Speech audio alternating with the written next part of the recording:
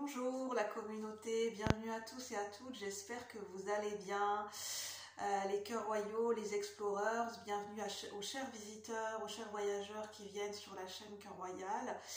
Si ce n'est pas encore déjà fait, si le contenu vous plaît, si la chaîne vous plaît, si vous me découvrez, moi c'est Julie.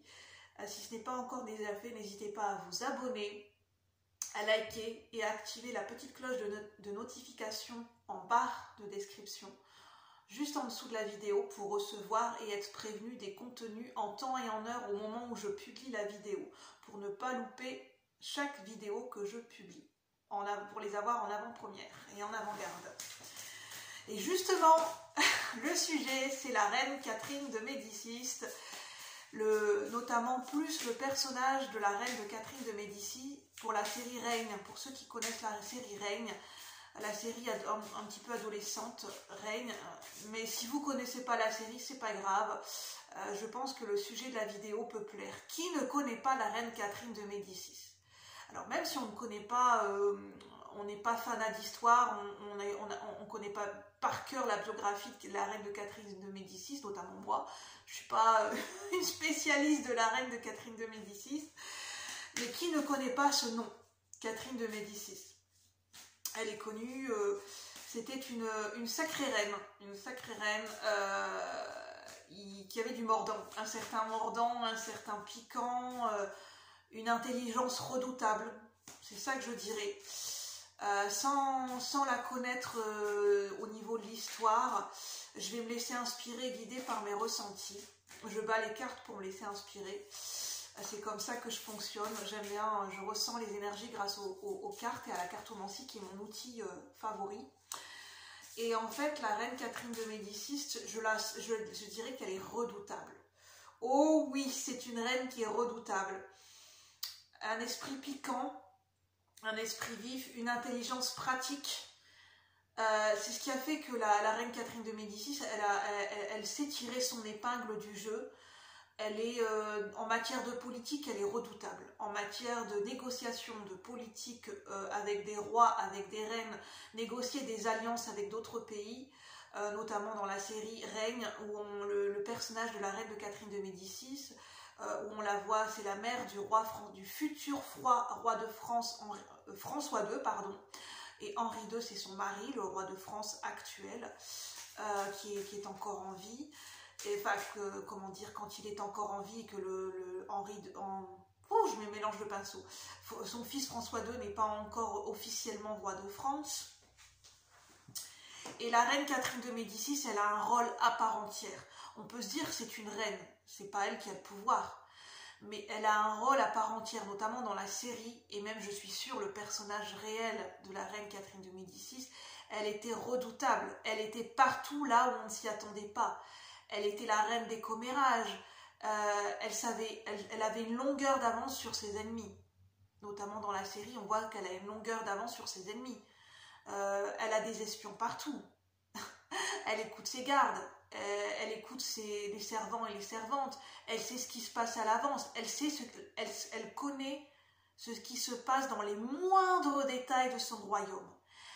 Et elle sait tirer son épingle du jeu et tirer avantage de chaque situation pour retourner la situation pour que ça vienne à son avantage. Alors oui, on peut se dire qu'elle est calculatrice et manipulatrice. Mais c'était une question de survie.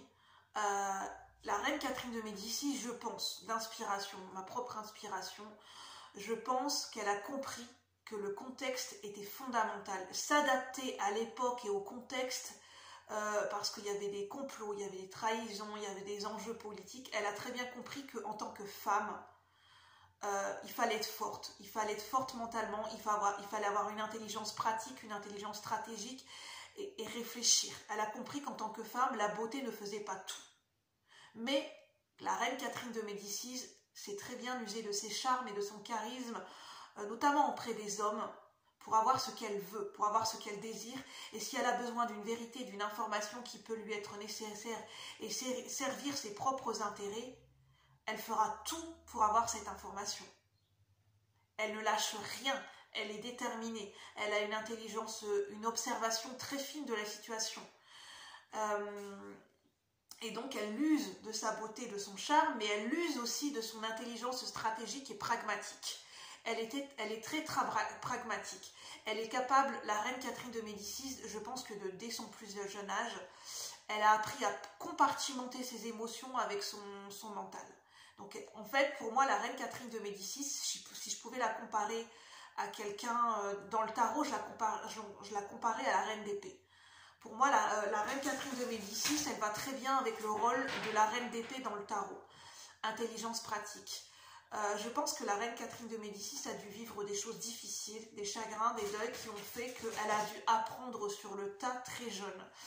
La reine Catherine de Médicis, elle fait tout pour garder sa réputation, je pense, parce qu'en fait, elle vient d'une très riche et d'une très réputée famille italienne. Le roi François Ier fait partie de sa lignée familiale. Elle a un lien de parenté avec le roi François Ier, qui, je pense, est son oncle. Donc, elle fait partie d'une famille florentine italienne. Elle a des origines italiennes. Et elle est elle a eu beaucoup d'enfants, notamment le François II et la reine Margot. La reine Marguerite de Navarre, la reine Margot, c'est la fille de Catherine de Médicis. La reine Catherine de Médicis, elle en a vu des vertes et des pas mûres. Je pense qu'elle a dû connaître les guerres de religion, les complots, les trahisons, une France tourmentée. Elle a su s'entourer des bonnes personnes. Enfin, des bonnes personnes. Je pense que la reine Catherine de Médicis, elle a l'art et la manière de s'entourer des personnes qui vont lui servir, qui vont lui être d'un intérêt capital en matière d'enjeux politiques, d'enjeux stratégiques, de l'art, de la culture. Dans la série, elle est très proche de Nostradamus. En fait, elle sait s'associer avec les bonnes personnes à un instant T pour servir tel ou tel intérêt. Alors oui, c'est calculateur et manipulateur, mais elle sort son épingle du jeu à chaque fois. Et qu'est-ce qu'elle pourrait nous dire en fait en termes de paroles? C'est tire ton épingle du jeu. Apprends à te servir de tes propres armes. Choisis tes propres armes. Fais ton propre chemin. Choisis tes propres armes. À un instant T, selon la situation, le contexte, observe et choisis tes propres armes. Fais tes choix. Fais-toi confiance. Ne te laisse pas influencer. Mais sais te servir des bonnes influences. Tire avantage de chaque situation pour tirer ton épingle du jeu et pour survivre dans un monde de chaos, dans un monde où l'improvisation n'a pas sa place. Tire avantage de chaque situation dans un monde qui peut être chaotique, dans un monde où l'improvisation n'a pas sa place. Si tu veux faire preuve d'improvisation, sois sûr de toi, sois très intelligent et un coup d'avance. Et toujours 1, voire 2, voire 3 coups d'avance sur tes ennemis. Calcule, réfléchis, mais à un moment donné, passe à l'action.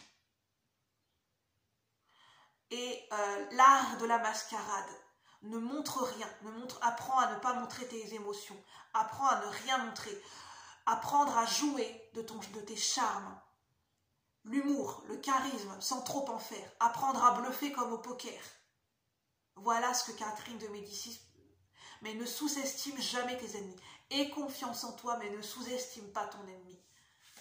Ton ennemi, à un moment donné, peut devenir ton allié car il peut te servir. Il peut servir ta cause, à un moment donné, il peut servir ton intérêt. Il n'est pas question d'ennemi ou d'ennemi. Mais dans une situation donnée, aie bien conscience. Observe bien qui sont tes alliés et qui sont tes ennemis.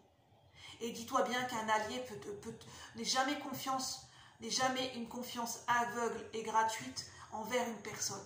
Un allié peut retourner sa veste et peut devenir son ennemi. N'aie confiance en personne. N'aie confiance qu'en ton propre instinct. Sers-toi des situations.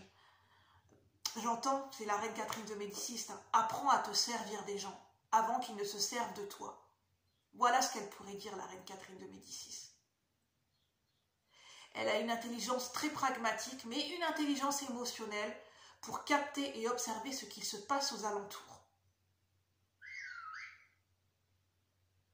Voilà ce qu'elle pourrait nous dire ou dire à la reine Marie Stuart. Et elle avait l'art des poisons. Elle se servait des poisons. Il faut savoir que la reine Catherine de Médicis, des fois pour évincer ses ennemis, de manière discrète, elle utilisait des poisons qui en fait était caché dans des aliments où on n'aurait pas suspecté que c'était un poison, pour le faire boire à l'insu ou le faire manger à l'insu de son ennemi, et pour que ça passe ni vu ni connu en fait, pour que ça passe comme une maladie. Et c'est comme ça qu'elle se servait. Elle se servait aussi, je pense, de potions et de rituels, notamment liés, je veux dire, en connaissance, en se servant des connaissances d'autres personnes pour tirer des informations d'autres personnes. Voilà ce que je pouvais dire sur la reine Catherine, la fameuse, la redoutable et piquante reine Catherine de Médicis, notamment liée au personnage dans la série Reine. Voilà ce que je pouvais vous dire. J'espère que cette petite et courte vidéo pourra vous plaire. N'hésitez pas à liker, n'hésitez pas à commenter, n'hésitez pas à plus m'en dire et nous en faire découvrir sur la reine Catherine de Médicis. Si vous êtes un spécialiste, un fan de la reine Catherine de Médicis, n'hésitez pas à nous faire plaisir dans la partie commentaires. Sur ce, moi je vous souhaite une bonne journée et à bientôt la communauté. Merci, bye bye, au plaisir.